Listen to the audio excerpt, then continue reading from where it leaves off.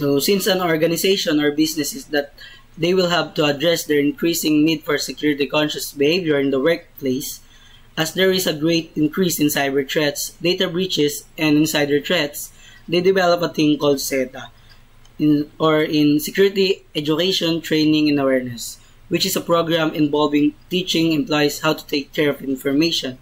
It includes three elements. First one is the education on what the theory or security is, or learning security basics.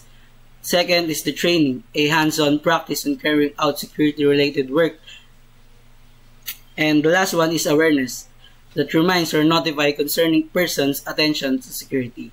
With knowledgeable workers, SETA programs provide the organization with the means to safeguard information assets, minimize the risk from the many forms of threats, and meet security regulatory compliance by educating the staff on how to handle information safely. So the first one is security education.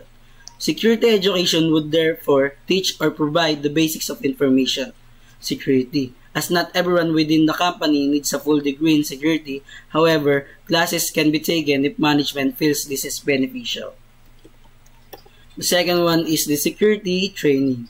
The security training provided the employees must prepare them to do their job in a secure manner. It could be customized for an organization or an outsourced one that focus towards practical, hands-on training to prevent security mistakes.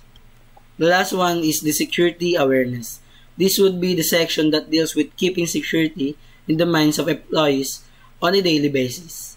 The awareness programs are most often simple, such as reminders through posters or screensavers of security tips.